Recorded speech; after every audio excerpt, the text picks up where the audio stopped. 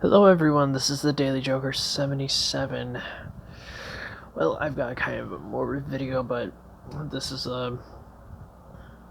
another part of the series of my life so far, so let's just jump right into it, as the title will give you the rundown of what I'm about to talk about. So, it was... God, what year was this? Oh, Lord. That was all the way back in 2004. No, actually 2015.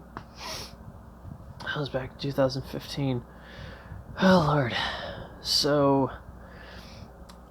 I had to take the public bus to get to adult education when I was still in adult ed. And basically, it was really dark that morning. It was just really early in the morning. The sun wasn't exactly out, obviously. So, let's see. I know I was talking to the bus driver, and then just out of nowhere, I briefly saw this woman walking on the street. And she was crossing the street and everything, and then, boom, this truck just literally hits her and completely ran over, pretty much. But it would have been a hit and run if the guy would have kept going, but he did not get to keep going because the woman's body was trapped behind the axles, in between the axles. So the front and the back, basically her body was lodged in between the axles. It made the truck do like this kind of slant. Basically, it wasn't even level. So pretty much that was very interesting to see that. Then when that happened, the bus just literally hit the brakes, like seriously, just screeched halt. And yeah,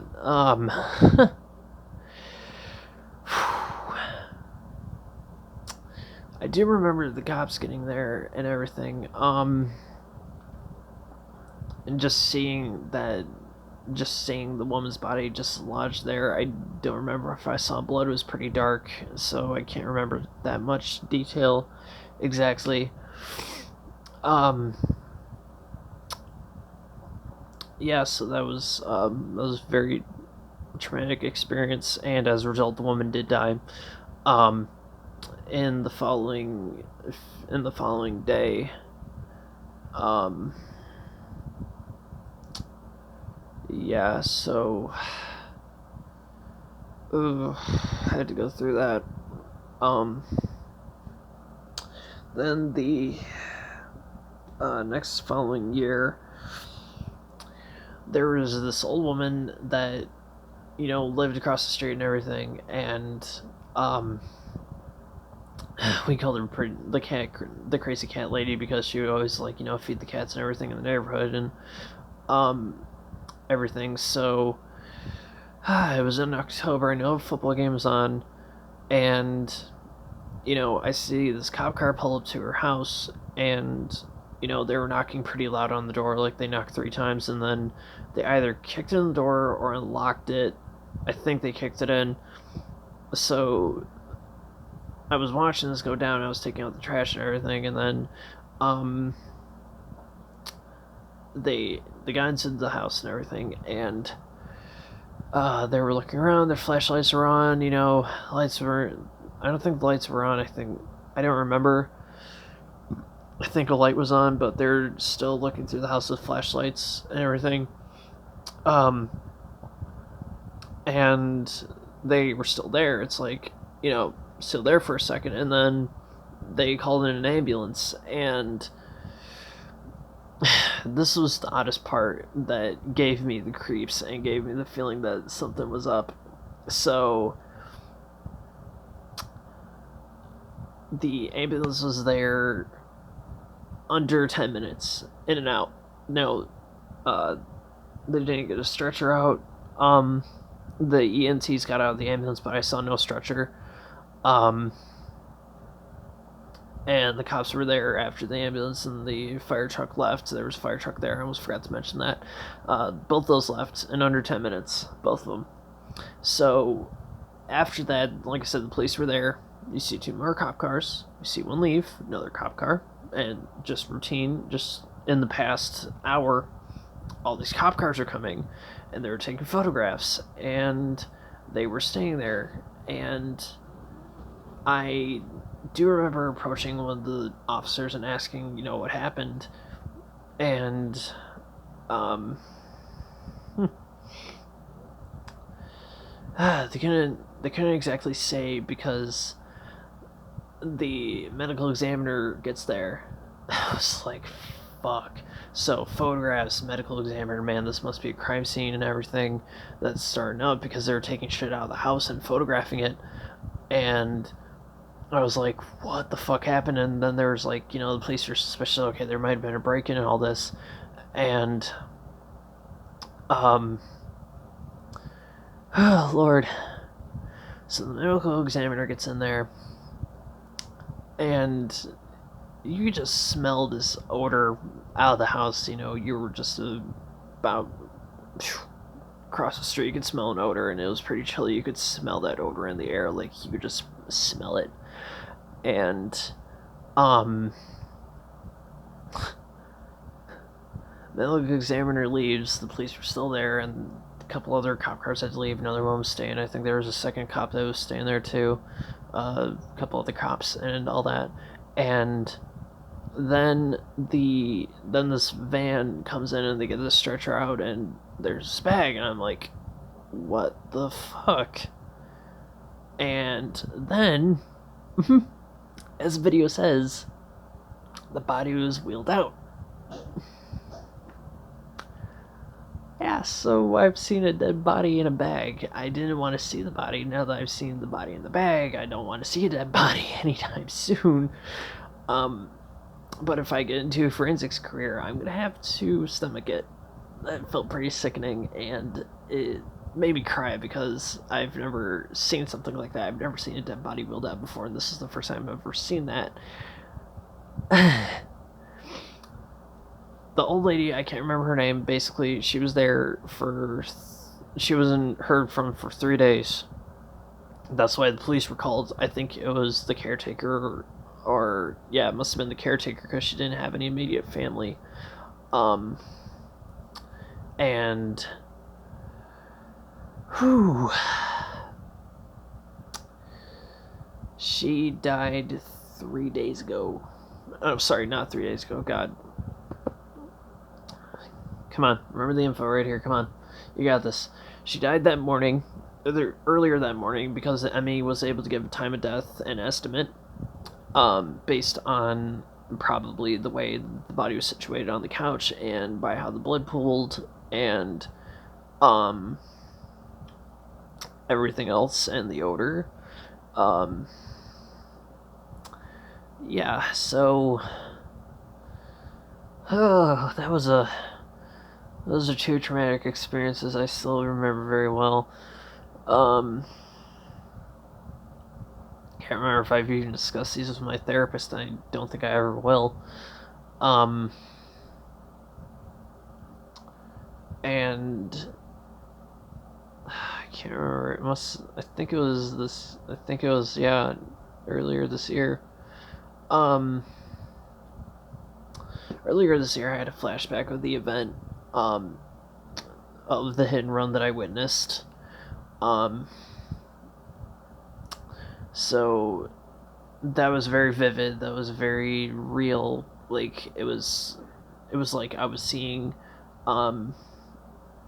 basically like a transparent clip, just starting up and then just almost repeating itself a bit. I could hear the sounds exactly as it happened, exactly the way it went down, and I could see how it happened. Ugh.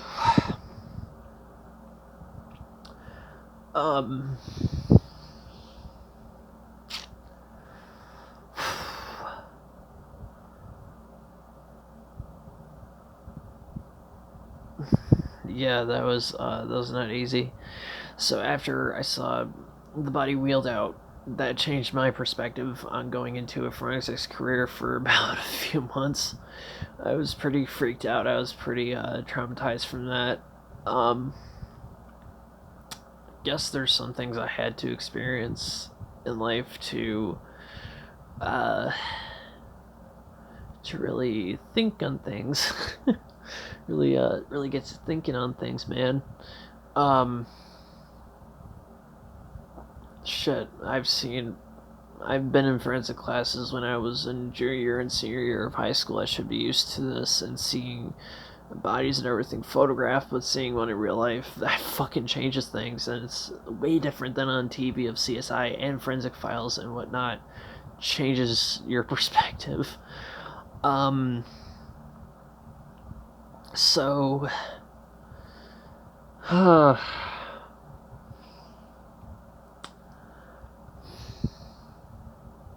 it's hard to describe. Hard to describe how those experiences change you. It really does. Kind of makes me more aware. It fucks with you mentally, psychologically. It fucks with you. I probably have some form of PTSD besides other things I've gone through, which I'll cover at some point. If I haven't covered those already, then I'll cover them in a video. So,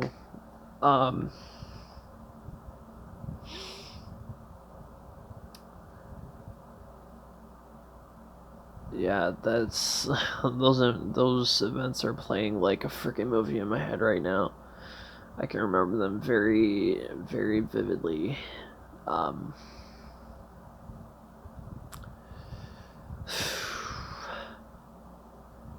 Not the easiest things to go through and to witness. That's not easy. God, I don't know how to end this video because if I get talking any longer about this, I'm really, it ain't gonna be easy. Think clearly and all that. So,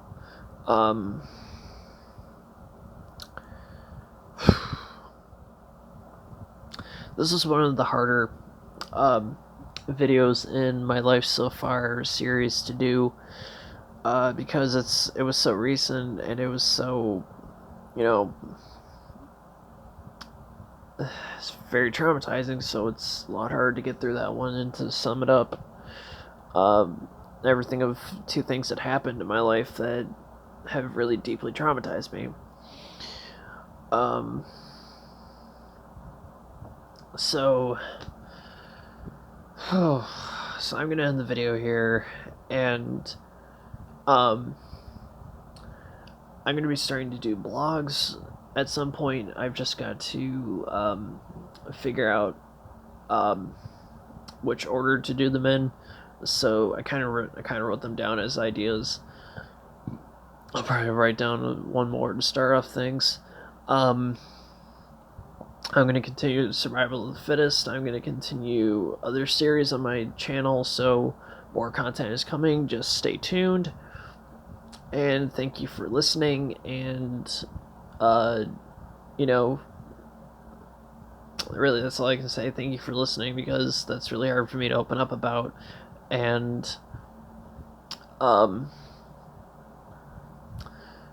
very hard to share those experiences I've had. So, see you guys in the next video. Stay crazy.